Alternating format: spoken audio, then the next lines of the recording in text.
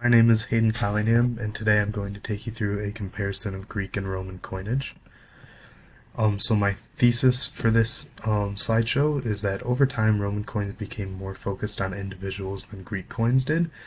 What does this mean necessarily is that what I want to investigate is how Greek coins had a larger emphasis on their deities, while later Roman coins, especially imperial era coins, focused specifically on the emperor, almost deifying them before they had died. Images of the coins, as well as some descriptions of what is on them, come from numismatics.org, and then my conclusions are based on the class lectures. I unfortunately did not write down the days and the lecture numbers in my notes, and I just don't have the time to go back through all of them to get those specific information, so it's just overarching. All the Greek information is from Dr. Forsdyke's class, while the Roman information is from Dr. Stone's class. So we'll start by looking at some early coinage. As you can see in the two images here, with the Greek one on the left and the Roman one on the right, is that both systems of coins pretty much started with these images of animals on the front. And this is very interesting because they came into, they began minting probably about 300 years apart in Roman Greece. And it's just interesting that both coin systems would start with animals and not figures of gods already, or even just famous people, or not famous people, but important people at the time. A possible explanation for this, though, is that they use the animals to represent certain gods or heroes. So on the left side for the Greek coin, I did not find much information about what it would have been outside of being a lion, but my guess would be that it represents Hercules in a sense, who one of his tasks, or one of his 12 labors, was wrestling, killing the Nemean lion, which he did so by wrestling it and strangling it because he could not pierce its hide. And that coin was minted about 600 BCE in the mint in Sardis. And then on the right side, you see a bronze coin from Lucretia in Rome from about 300 BCE. And that's actually a dolphin. And the dolphin in early Roman coinage did not represent Neptune. It actually represented Venus, who in myth came from the sea. But later on, so probably about 150 BCE and onwards, the dolphin would actually become a symbol of Neptune. Moving on, so we'll talk about some religion through coins. So in both Greek and Roman society, religion was a key aspect. Coins are just one of the many ways that they showed this, and they were a great way to spread news of accomplishments while also giving dedications to certain figures, such as gods. Greek city-states, though, unlike Rome in general, had chief deities or patron deities for each city-state, so many coins from mints within those cities would actually be dedicated to those gods. A good example of that would be coins with Athena on it from Athens.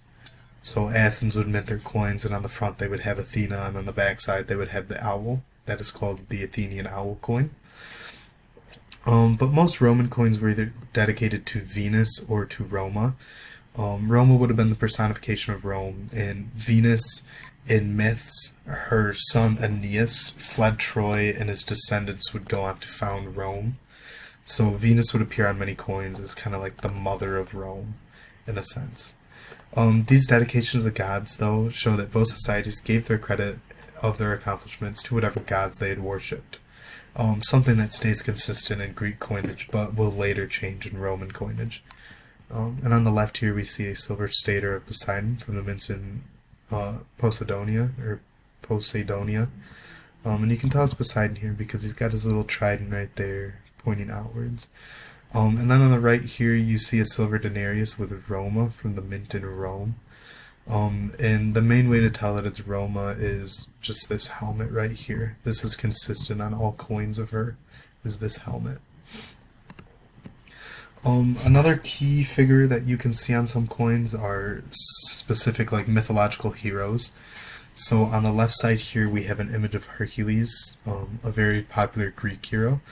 And this actually comes from the mint in Heraclea. And then on the right side you can see the figure of Aeneas. from a mint in Rome, and he was kind of like the main Roman mythological hero because, you know, he was the son of Venus and he fled Troy to later found Rome.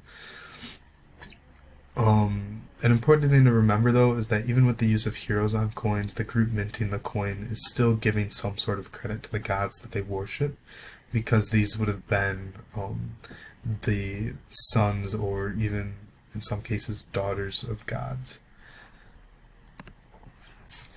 Some leaders and rulers that we can see on coins and what we get from that. On the left side here, we see Alexander the Great with the horns of Ammon, showing that he is the son of a god and not a god himself.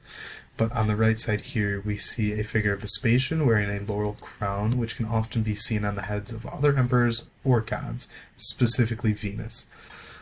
So many depictions of Alexander the Great had him with the horns of Ammon, showing that he was considered the son of a god. And this was mainly because it was frowned upon in Greek society to consider yourself a god or even claim to be one. This was completely different in Rome, though, and a lot of later emperors would claim to be gods themselves.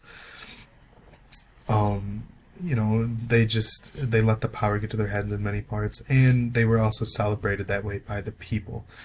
This is not necessarily true for a lot of early emperors.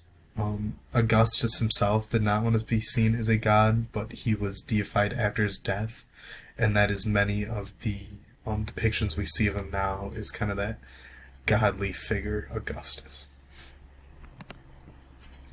What about the reverse of the coin, though? So most of what I've been showing you has been the obverse, or the front of the coin so far, but the reverse is on the back side of the coin.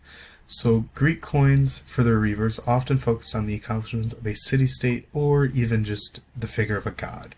This means that they gave credit to everybody working within the city-state as well as their patron for their accomplishments. This was true of early Roman coinage, but as time passed, emperors kind of started to take more credit for what was happening in Rome and what was accomplished than what they used to. And this kind of shows how Roman coinage became very focused on the individual and their accomplishments instead of Rome as a whole. So, just to point it out here, on the left here we can see the reverse of a coin of Alexander the Great, showing the god Zeus lounging, kind of, with his left hand raised, and in his right hand he has an eagle, which is another symbol of Zeus. But on the right side here, we actually see a reverse of a coin of the Emperor Claudius, and it's detailing his triumphal arch. And this kind of shows, especially with the triumphal arch, that Claudius is saying that he himself gets credit for whatever is being celebrated. So for whatever purpose he minted this coin, likely a military victory, as we can see here, it says Germanus, which would have meant that he had conquered Germans, or the German people, when he was out on military duties. This shows that the emperors are very focused on themselves and what they have done, not necessarily what the people of Rome or even what the gods would have allowed them to do in the Roman people's eyes. And this kind of shows how they figured themselves to be gods of sorts, and that they should be worshipped as deities. So what does this necessarily mean? Through the study and use of many of these coins, it can be concluded that over time, Roman coinage became more focused on individual people and their accomplishments, sometimes treating them as gods, while Greek coinage attributed their great achievements to the gods. This major difference can be seen as a cultural difference because it was seen as disrespectful to claim yourself as a god in Greece, but during Rome's imperial era, it was common for an emperor to claim to be a god. It just happens that coins are one of the best ways to see this cultural difference, and since there are so many to study, there's a lot of information that can be drawn from. So just even another example, I think this is a really good one. On the left here you see a silver stater of Athena from a mint in Corinth. And what this is showing that whatever they are celebrating on the obverse of the coin is being attributed to the goddess Athena. She is either sponsoring it, or it's more of a Athena allowed us to do this, or Athena gave us the idea for this. But on the right side here, you can actually see the Emperor Hadrian, riding a horse, raising his hand in victory, showing that whatever has been accomplished under Hadrian's rule, or whatever this coin was minted to celebrate, is being attributed to Hadrian. It is saying that he is essentially the victor in this sense, and that he is the one that made this happen. So my sources for this, I used the American Numismatic Society. They were a great source for all of my images and some descriptions of what could be found on the coins. I used a lot of the history lectures from Dr. Forsdyke. I unfortunately, though, like I said earlier, do not have the specific lecture days or numbers written down in my notes, and I didn't have time to go back through that. And then I also used Dr. Stone's Classical Archaeology 222 class a lot, but the same thing with Dr. Forsdyke. I don't have the specific dates or lecture numbers down, so I just had to kind of generally cite it at the end here for my information. Thank you, though. I hope you learned a little bit something about Greek and Roman coins, and thank you for the great semester. So have a good one.